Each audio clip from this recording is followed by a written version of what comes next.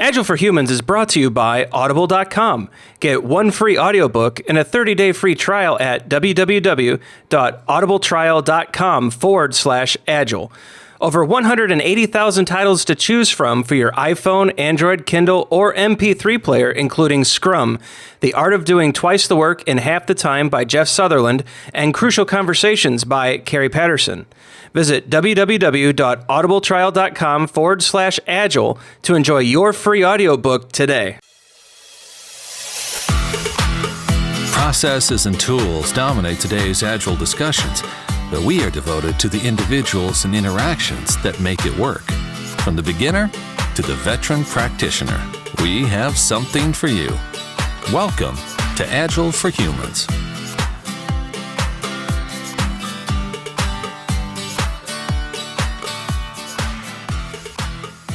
All right, welcome to this week's episode of Agile for Humans. I'm your host, Ryan Ripley. Joining me today, a longtime co-host of the podcast, Amitai Schleier. Amitai, how are you, sir? Very good. How are you? So I'm great. Where are we at on the baby countdown, Amitai? We are entering the third trimester as we record. So come summertime, there will be a little half annoying child of indeterminate gender that will have so many of my behaviors immediately that it will be annoying. Wonderful. Right? That's how it works, right? The world isn't ready, but doesn't have a choice, right? It's happening. The project is on schedule. Wonderful. And best wishes to you and your wife. So what Amitai has done, Amitai again has stepped in and he's challenging Don Gray for the role of booking agent. He reached out and connected me and the show with Lisa Crispin. Lisa, thanks for joining us. Oh, it's great to be here. I love listening to the show, and it's an honor to be participating in it. Well, thank you. I love your books, and I know that many of the people out there have read Agile Testing and More Agile Testing, the books that you did with Janet Gregory. I think we'll get into those into a bit, but I am equally thrilled, so this is truly a great pleasure for me too, so thank you. So what we're going to get into, there's this neat thing going on. I think we've talked about on the show before where Amitai and I are co-presenting a talk at Big Apple Scrum Day, but some of this co-presenting, some of these ideas, at least for on Amitai's side, and then when we've talked about it between ourselves and we decided to submit, I think a lot of the co-presenting actually started when Amitai and Lisa teamed up for a talk. And I was hoping that, since I know we talked about a little bit of that stuff in the past, but maybe you guys could go into, what is it about co-presenting that seems to be, coming forward in the community? What led the two of you to it, and how did your talk go? I could tell my side of the story, but I'm pretty sure I was not the target audience for who your offer was for, so maybe you can fill that in after I'm done. Okay. So the way it came about is that I had been doing, there was an online training, sort of a learning community run by a fellow named Pat Maddox named Ruby Steps for people who wanted to learn Ruby. And I think mostly it was for people who wanted to learn programming by means of Ruby. But for me, I had been working in Perl professionally for 5 years, and I wanted to just catch up to something reasonably modern. And so I'm already in there knowing TDD and how to work in a pair or a mob, but this language is what I was trying to learn. So I had that as a background. And then it was some Friday that I was working from the co-working space, and Lisa put out a call on Twitter. I'm on one of these days at work where they let us spend some time on whatever we want, and I'm trying to get this Ruby script working. Can someone help me out? And I had this really, really difficult time deciding in my head, should I raise my hand because I don't know if I actually know enough Ruby to be helpful? On the other hand, if I do, this could be really nice. And so, I said, I think that we could pair and let's do some Screen Hero. And I got a couple hours. Let's give it a shot.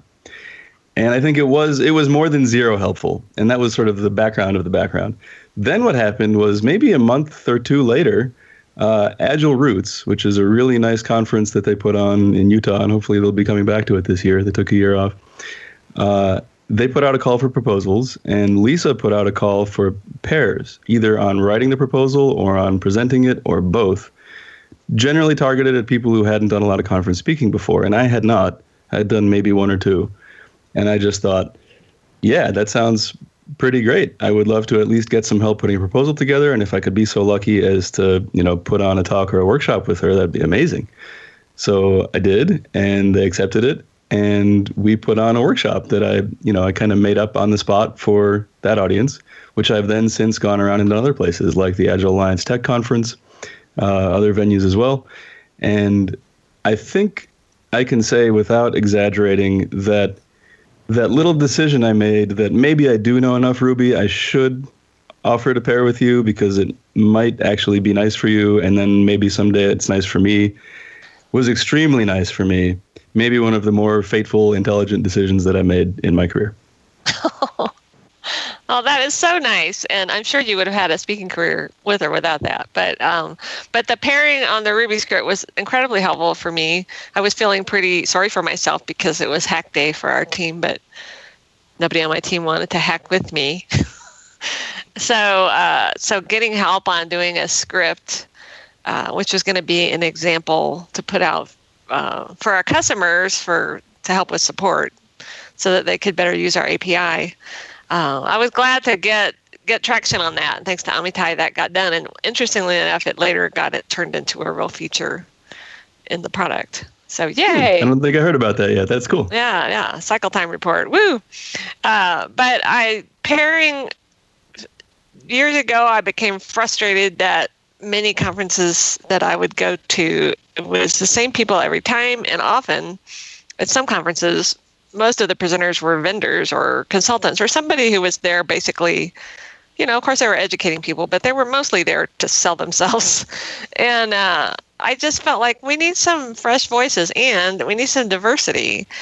And I found in talking to women who had not done a lot of speaking that they felt like, oh, I don't know enough, or I'm too scared to do it. I don't feel confident, or I don't have any unique ideas. So I think actually it was Deborah Pruce who gave me the idea of offering to pair with people to help them get started in speaking. So I started every conference that I was going to go to, I started asking around to see if there was a newbie speaker, preferably a woman. I'm sorry, but just because we didn't have that many women speaking at conferences then. But really any newbie speaker that I could help out. And once they've done a session at a conference, they've got a better chance of being accepted to more conferences. They've got experience. So, and it's actually worked out really well because just about everybody I've paired with has gone on to have quite a speaking career. So, and that's helping everybody in the community. So I'm really excited about that. But it was particularly fun to pair with Amitai. I'm not sure about how much help I was because the topic of our workshop was DevOps Dojo, I think. And I couldn't really contribute much to the content. But I had some ideas on, how to structure it and how to do exercises and stuff. And what I loved is that on the day, it was just a complete, let's do the complete improvisation. But everyone had a great audience. It was earlier in the day that I was putting the finishing touches on the sample code base. And I can say for a fact, I don't know a ton about DevOps either, but what I had a lack of confidence about, the pairing with you gave me the most confidence about, was I'm going to have my hands full trying to get this material understood and passed through, and I'm not going to be able to concentrate effectively on facilitating even if I were good at it, which I wasn't sure that I was. And I knew that we were in good hands because you could concentrate on that. Right, that's something that you know very well how to do, and I could learn from that, and I did. Yeah, so I think that pair presenting is a better experience for participants. And I know that for me, when I pair with somebody, I do a lot better job of preparing and, rehearsing and practicing and putting good exercises together and having good materials because I don't want to let my pair down. So, it's a win all the way around. And since I started doing this, there are other organizations doing this type of mentoring like Speakeasy. And so I think all these efforts have really helped. And now we see women not only on the program, but women keynoting at conferences more and more. So this is great. And then lots of new people and people who add so much, like Amitai. And Ryan, I know you're presenting at conferences too. So this is great. We all need to share our experiences and learn from each other. And presenting is actually also a great way to learn. So. Yeah, I certainly enjoy it, and actually had a similar experience where I reached out to Diane Zajac-Woody, and she's a great speaker and does a number of feature spots. I think she does a few keynotes here and there. Is definitely highly involved in the conference community, and I had many of the same insecurities and questions and concerns that Amitai talked about, and she walked me through it, taught me how to structure a decent talk. The content's my fault, so if you didn't enjoy the talk, it's not Diane's fault. But but she got, and I think a lot of it is just breaking that inertia and getting through the initial fear. Because public speaking for me is fun, but how do you speak at a tech conference? And what's the process of submitting a proposal, and how does all that work? And since then, we've done follow-up shows with her, people like Don Gray and some others who actually do reviewing of these submissions, and we've put some tips out there. But it's just such a big thing that if you've never done it before, it can be pretty scary to figure out, first of all, do I want to get up on the stage? And if you decide that you do, how does that happen, and how should I structure it, and how can I be successful? So I definitely owe the majority of my speaking, at least the ability to get up on that stage, to Diane, and it sounds like Amitai got a lot from you, Lisa, and it just seems like that maybe that's a common cycle where it's that co-presenting and helping that gets people going. And it underscores the message as well. If our message frequently in Agile is that collaboration gives us a better result, then we should expect to see that in the way the message is delivered as well. It makes a lot of sense that helps. Exactly. So, Lisa, you're definitely not a stranger to co-working kind of relationship. Some of the best books on... Well, actually, let's step back before we go into the books that you did with Janet Gregory. I think there's a story there about how the two of you started collaborating, how all of that came to be, and what ultimately led to, I think the Bibles on testing in the Agile community. And maybe you could share a little bit about that. Yeah, it goes back to 2000. I was working on my first extreme programming team, and the publications on extreme programming at the time were great, but they didn't mention testers. They talked a lot about testing, but only some types of testing.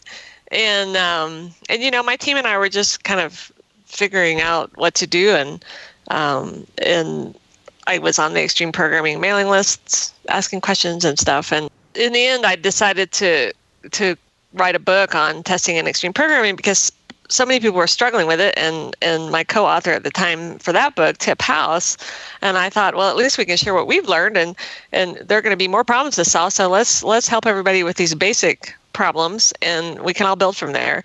And I actually had asked Brian Merrick if he would help me with the book, and he's like, well, I don't have enough experience on an Agile team yet, but Janet Gregory has a lot of experience with it. He put me in touch with Janet, and she became basically the tester for our book. I would send her chapters and with techniques in it, and she would try it out with her team up there in Calgary, and she'd report back, or she'd tell me what they did. And so she basically helped us by being the tester for testing extreme programming. And then we started presenting and writing articles together. We really enjoyed working together, and we have complementary skills. So I like to write, and I have a certain experience with small, high-functioning Agile teams, and Janet at the time didn't like to write, but she had experience more with larger companies and different types of software than I did. Like, she had a lot of experience testing embedded software, and she started to get experience with larger enterprise companies who were transitioning to Agile and the difficulties they were having with testing. So when my publisher asked back in 2008 if I would write another book, but call it Agile testing rather than testing in extreme programming, something more general for Agile, I basically bullied Janet into writing it with me because she didn't like to write. But that went really well too, because her organizational skills meant that we had a great release plan to put the book together and get it reviewed by our peers, and interview a lot of practitioners around the world and include their experiences in the book. So it all worked out great. And it's really wonderful to have a collaborator who has those complementary skills, and the sum of the parts is greater than the individuals, or whatever that expression is. Would you say that in your time collaborating, you've learned some of the organizational skills from her? She's learned to like writing a little better, or anything like that? Definitely. I mean, I'm a lot more disciplined than I used to be, and if I do, a lot of times when I pair with other people for presentations now, I do the same kind of thing that Janet taught me to do. Let's make a release plan. Let's have 2-week cycles, and let's plan what we're going to do each 2 weeks or 1 week, whatever it is, and let's stay on track, and let's have these milestones, and it's also nice because that if you get stuck, you've got somebody to help you. And so learning the benefits of pairing in that way, I think that's been really helpful too. Is that maybe the biggest thing you learned from working together and for such a long and fruitful period, is that when you can feel comfortable that your pair will back you up, you can learn anything else you want to learn? Yeah, I think that is I haven't thought of it in quite that way, but I think that's true of any kind of pairing. If I'm pairing with a developer on my team and we're working on a story, I'm not much of a JavaScript coder or anything, but I can ask questions and the developer can explain to me what she's doing and why, and I can propose different kinds of things to test. And I would never attempt to do any of that on my own, but when I can pair with somebody, it definitely reduces the fear factor. That's definitely my experience with pairing as well. There's there's a learning curve to it. There's a skill to it. A fraction of it is specific to the kind of work that you're pairing on. Because I'm not talking only about pairing in programming, even though that's usually how I do it. Pairing in general, there's like an 80% skill to it that is independent of what it is that you're working on, and then maybe 20% more that depends on the domain and the style of work and the workplace. And before you get over the hump of having that 80% skill, it can be very intimidating. It can depend really heavily on whether the other person's going to frighten you with the way that they might possibly respond to something, or if you just think that they will. And eventually, this is my experience, it took me a while, and I can't put a finger on how it worked, but eventually I got to a point where it almost doesn't matter who I'm pairing with. I can be the way that I want with a pair and get more or less from them depending on whether they're giving me more or less. But I can be myself no matter who. Is that your experience as well?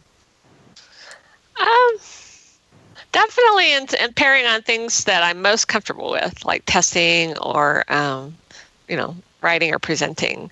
I would say when I'm pairing with somebody who's writing code, I still have a bit more of a, lack of confidence because I don't know all those IDE shortcuts. I can't work that fast, but I can still have ideas, and I still know a lot of programming concepts and things like that. So I can still help. I know the domain. I have a lot of helpful things to contribute. So, Lisa, one of the things I've always wondered about, especially the book writing process when there's co-authorship involved, is how do you go about ensuring a consistent voice? Because I think we all write a little differently. We all think a little differently. And when you go to put those thoughts on paper, how do you make sure that it's a cohesive kind of voice and it's a consistent kind of tone? Well, the way Janet and I work is that, especially like for the book, for either one of the books, like we do 2 chapters every 2 weeks. So writing the first draft, I would do chapter 1 and she'd start on chapter 2. And we'd each work for a few days on that chapter and get sick of it and trade. And now I will start working on chapter 2 and Janet will start working on chapter 1, and we change and edit and rewrite things, and we trade back and forth. And by the end of that 2 weeks, we've traded back and forth a few times. And then we put it out for review with our wonderful volunteer reviewers. And then it's going to go through a couple more rounds of revisions. So each time we're going to keep trading it back and forth. Now, we feel like we did a really good job of writing with one voice in the end, because we can no longer ourselves remember which chapters did I start with and which ones did Janet start with. But our friend Mike Talks claims that he can tell who wrote each chapter. So I don't know. It's hard to Have you test him on tested it him on because that? I can't remember myself. So he said I can hear when it's your voice or Janet's voice. So Well, I can't. So maybe we're not as successful as we thought. No. The books are wonderful, and the reason I asked the question is because it just comes across as just a unified voice on testing and the practices. And so I was just curious, how do you maintain that, especially when you have, as you talked about, you're two people with two different skill sets and you complement each other, I think, as you mentioned, very well, and you guys brought it together beautifully. I mean, the books are very well done. So thank you. I was fascinated on how you bring two, you take two very interesting viewpoints and put them together and you make it one, and thanks for those insights. Yeah, and we definitely got a lot of help from the wonderful practitioners who reviewed our content, made suggestions, and also wrote their own sidebars to contribute to us too. So it was definitely, it takes a village for sure. So we're talking about, for those that may not be familiar. So Lisa, along with Janet Gregory, originally wrote Agile Testing.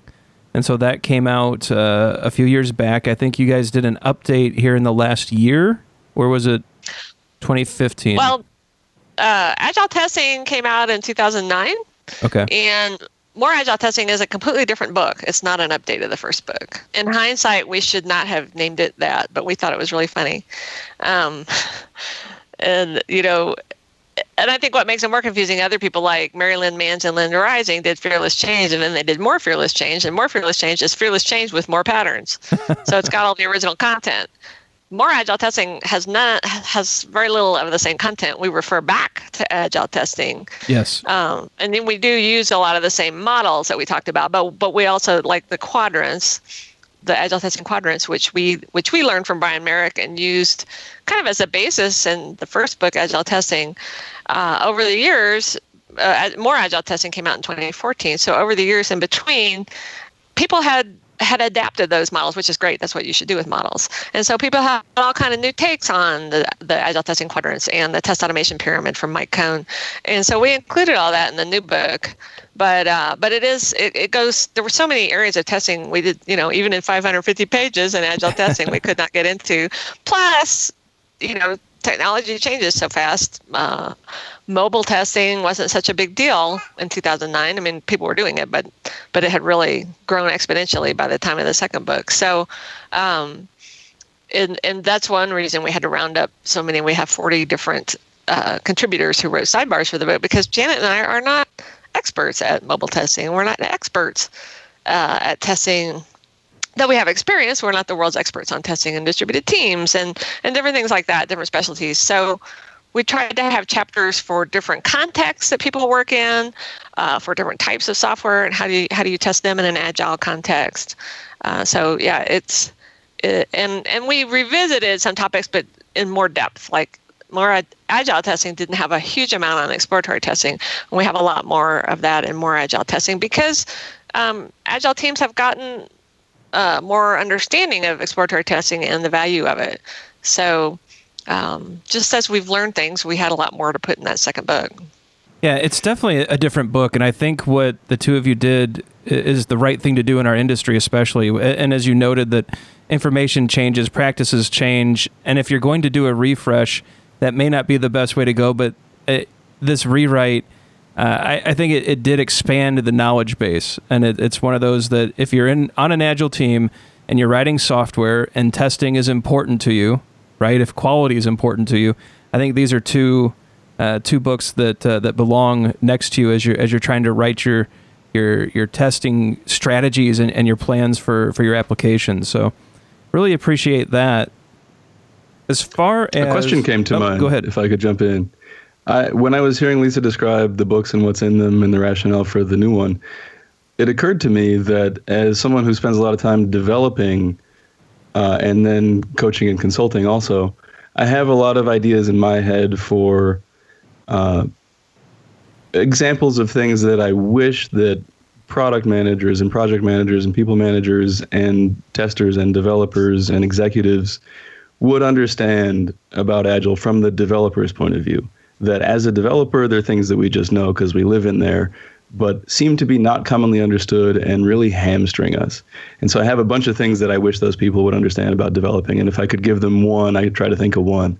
So I'm wondering if, as a primarily tester, are there things that people who aren't testers should know about testing that they seem to not know, even though it's really fundamental to how testing works? Maybe one or two really common ones or things that come to mind. I think the most misunderstood type of testing among Agile teams is probably, or any teams really, is exploratory testing, because people confuse it with ad hoc testing. And I am not an expert in exploratory testing. I can do exploratory testing. I'm not the best person at teaching it, although I'm working on that. But people like Elizabeth Hendrickson and James Lindsay run rings around me on that. But people don't understand that it's not just about banging on the keyboard. There's a place for that. There's nothing wrong with ad hoc testing or monkey testing, but they are for different purposes. And exploring is to learn about our product and learn about our features and think about, try to overcome our cognitive biases that make us want to see what we expect to see, and try to get away from that and look at the software from a new perspective and how different people use them, and people doing different jobs and people in different contexts. And so the techniques of exploratory testing help us overcome the biases and do a better job of finding the critical things that are either missing from our product or are not working like people would expect and are not delivering the value that the users of that software need. So I'm getting confirmation bias from your answer as it happens, because it makes sense to me that the reason that exploratory testing would be what's misunderstood is that it has to do with a theory of knowledge and what we think we know and why we think we know it, which is often a place that people don't want to go. They just want to keep it simple, and we think we know means we know, and that's good enough. And that's the exact same sort of epistemological problem that I run into as a developer of any schedule that we may set, or any behavior that we assume the software has, or anything. It's an eternal dance with what we think we know, how recently we knew it, why we thought so then, whether that's still true now. And that's a whole forest that a lot of people would prefer to just pretend isn't there, that our house is actually in a nice little suburb. But our house is in the forest, and we're moving through that forest all the time. So it suits my confirmation bias that that's the same kind of thought problem that you would see in testing. Yeah, and I think another thing, just people do not realize, they don't think about all the types of testing that there are to do. They're more focused on functional testing, and that may not be the most important quality attribute of your product. Maybe performance is more important. Security might be the primary thing. Usability, there are just lots of different types of testing, reliability, you name it. And that's why I think the Agile testing quadrants model has been so helpful to so many teams, because it helps them remember or identify all the important types of testing they want to do and plan, we need to make sure we do performance testing. Let's do an architecture spike and do performance testing right now before and rather than waiting to the end before we're going to release and realize our architecture did not scale, for example. So I think that's another area where teams need help. So along with the books, I believe you're also bringing a lot of this information to video format. Can you talk a little bit about that, Lisa? Well, Janet and I just recorded a video course on Agile Testing Essentials with Pearson, and that should be coming out in May, I believe. And it's about 5 hours of just the basics of Agile testing. It was kind of hard to distill down what we thought would be appropriate for that time format. And also the challenge, and people seem to like video courses these days, they're popular, but Janet and I are big fans of training from the back of the room. We feel like all that theory of how humans learn actually is true, and we don't learn from somebody just talking to us. We have to do things and try things and practice and talk about them with each other to really learn them. So one of the biggest challenges of the course was to build in exercises, and so we after about every few minutes of talking about something and showing a few slides, then we give people an exercise to do, pause the video, and then when they come back, then Janet and I talk about how we would have solved the exercise or how we would have approached that whatever we ask them about. So we hope that that'll make it a good learning experience, even though it's a video course. It's interesting that testing has really come to the forefront of software development. It seems like before the Agile days, back in the dark times, it used to be, the developers would write the code, then they would throw it over the wall to QA. QA would enjoy the process of thoroughly testing and breaking the code and maniacally laugh as they tossed it back over the wall. And there was this, this kind of animosity or almost competitiveness between the groups. And now we're breaking through those bounds. Are you still seeing, though, some of that old mindset where it's still we're having trouble getting the programmers to test their code? We're still seeing these siloed off QA departments or these QA teams or the one tester on the team who's clearly who inevitably becomes the bottleneck, those kind of patterns. Is that still prevalent out in your guys's, this is for you and for Lisa and Amitai, is this still prevalent in your practice, or are you seeing people coming around to the notion of cross-functional teams, testing is everyone's responsibility, those kind of mantras?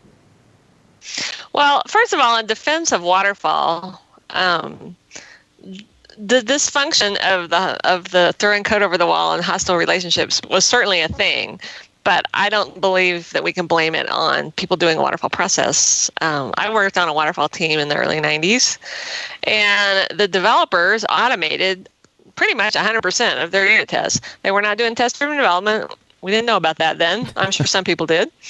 But they had excellent automated test coverage. They even were required to write unit test plans, which I think was a little overkill. And we had continuous integration. We had automated delivery to, I think we had a couple dozen test environments on different flavors of Unix. We had automated tests. We didn't have really anything. We were testing a database. We didn't really have an API, as I recall, but we did have some UI testing to do, and we did that with the automated tools available at the time. And we got involved at the very beginning of the project. As soon as the design or whatever the first phase kicked off, testers were in those meetings, and we were in the analysis meetings, and we were in the, all the meetings about talking about how are we going to develop this thing and implement it. So we were involved throughout the cycle. And yeah, it was a 6-month or 1 year cycle. And that was fine back then for that particular product. And, we didn't have critical bugs in production because we were delivering a high quality product. So good development practices are good development practices, and they're not new. Right. But I do feel like there are more healthy teams out there. I still see companies where they evaluate performance of developers by how many bugs they introduce, and they evaluate performance of testers by how many bugs they find. So guess what? There are not going to be good relationships there. And I see a lot of cross-functional teams. I guess the most common problem that Janet and I see, especially as bigger companies are transitioning to Agile, and that decision comes from the top down rather than the bottom up as it used to. Oh, we're going to do Agile. Okay, you're all on these cross-functional teams now. Okay, testers, you're on these teams. You're part of the team now. We've let the QA manager go, and good luck. So they do nothing to support them. They give them no training. They give them no clue as to how they might do it, whereas the programmers might actually get some training on TDD and refactoring and continuous integration and different practices. The testers get nothing. And so they're scared, and they're also told that, we need some test automation here. So if they happen not to be coders, then they're scared they're not going to have any kind of job, and they just kind of hide in a corner and hope nobody will notice them. And that doesn't help anybody. So I do still see that a lot. But I think that there's a lot more awareness. Obviously, everybody cares about quality. If they really understand why they should invest in it, then hopefully they will realize they need good professional testers in most cases to help with that effort and provide them with the support and training they need. Yeah, I still see maybe it's selection bias based on the kind of work that I'm doing, but I still see way more teams that are not like cross-functional teams than teams that are. And I think it is a particularly long journey for the before and after, like Lisa was talking about, in companies where they have been siloed and then they're being particle accelerated together. And it's like being tapped on the shoulder and saying, hey, did you know you're self-empowered now? That doesn't work that way. To make that journey, you have to be extremely deliberate, and you have to be aware that it is not a straightforward line and that you may never get to the destination because people have adapted to the situation that you've put them in. They may not be willing to adapt to a different one, which is what you're asking them to be in. And so I think on average, I hear a lot of striving for teams filled with T-shaped people, or maybe you could say Kent Beck's new metaphor, the paint drip person, where the paint goes across and it drips wherever it drips. And those are the places that you investigate further. I don't think companies have gotten good at reminding people that they are already T-shaped and they are already paint drip people. And we would actually like to be the kind of place where you feel comfortable growing in those regards. It doesn't happen as often as I would like. Yeah, that's a good way to put it. And for all of our waterfall friends out there, I was not attacking waterfall. I think Lisa's absolutely right. Many of the practices we pulled forward came from the waterfall era, and to say era is even wrong. It's still going on today. Those teams shipped back in the day. We're just shipping in a different way.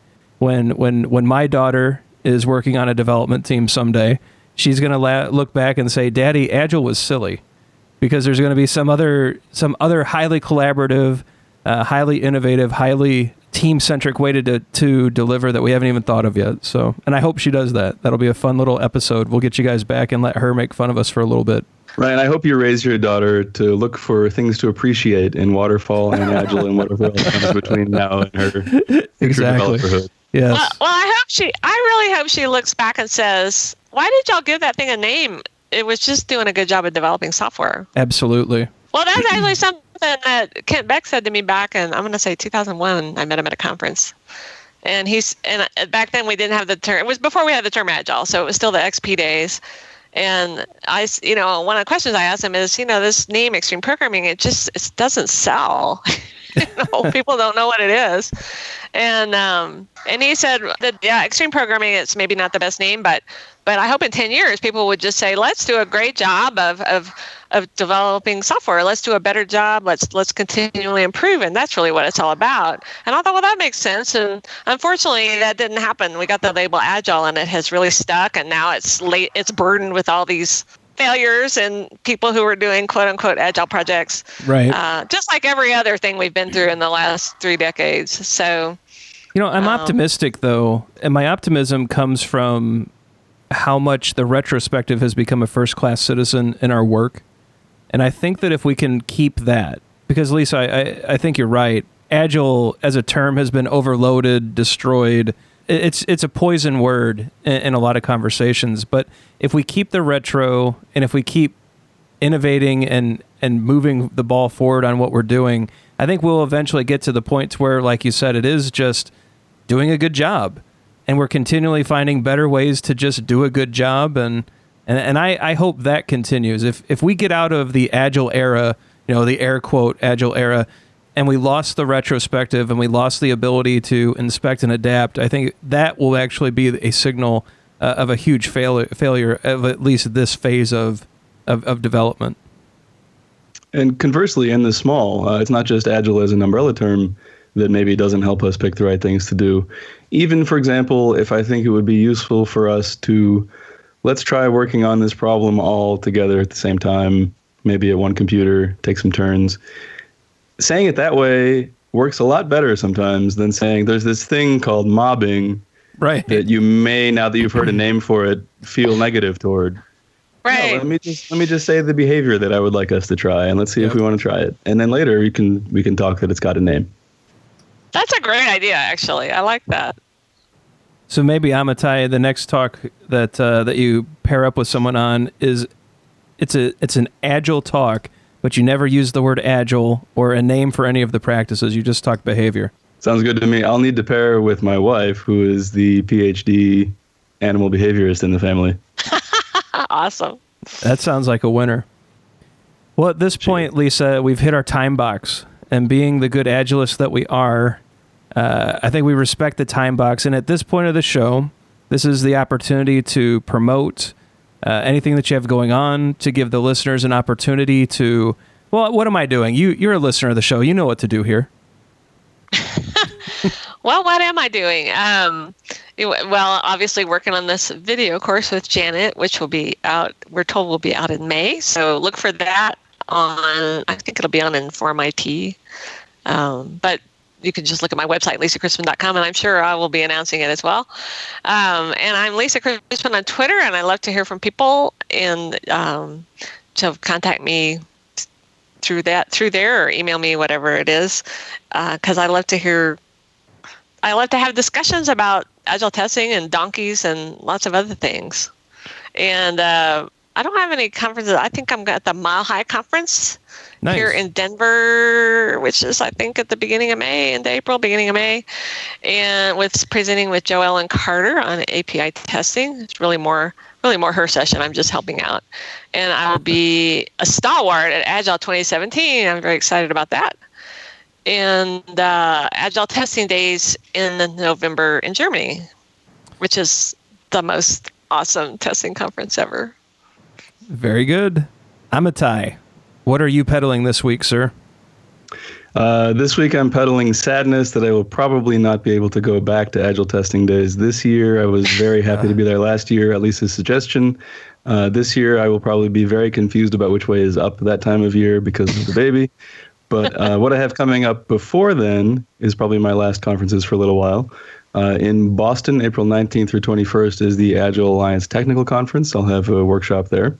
Also DevOps themed. I seem to be becoming an expert about that, ?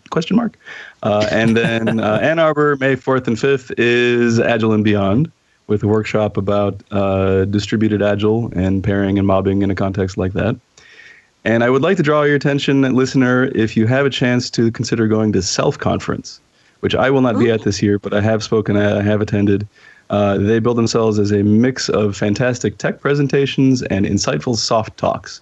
And that is in Detroit, May 19th and 20th. And if you get in touch with me at Schmons on Twitter and schmons.com, I can give you 10% off your ticket. So please get in touch. I will get links to all of those items in the show notes. So everything that Lisa and Amitai have going on and the ways to contact them, we will get all of that posted. As for me, your host, Ryan Ripley, I am not going to promote anything this episode. I think it's just a nice discussion around Agile testing. It's a topic that I am not an expert on. This is one of the gaps that I've identified in kind of my Agile journey that I'm working to improve. And so I'll definitely be checking out Lisa's video series when it comes out. I'll definitely be rereading both of her wonderful books. I think those two, along with a few other friends of the show. I know Bob Galen's been on, and he's been instrumental in helping at least me through his books and some conversations get more into the testing mindset. So lots of work going on personally for me in that space, but I'll get links to the books and all those things in the show notes. So anyone else looking to take on that journey with me, please feel free to jump in. It's an important topic that probably gets overlooked far too many times. So it's one that I'm certainly focused on. With that said, Lisa and Amitai, thank you so much for joining me. And to the listener, thank you for listening. We love that you're here. The download numbers are always going up, which means that all of you are sharing the show. And that is the single best way to help support the show, is to share it with your friends. Tell them how much you're getting out of it. And that just helps the listener base grow. So thank you for that. And that's all that we have for this week's episode of Agile for Humans. I'm your host, Ryan Ripley, saying have a great night. Thanks for listening to Agile for Humans. Let's keep the conversation going. Drop us a question on Twitter @AgileForHumans or visit agileforhumans.com.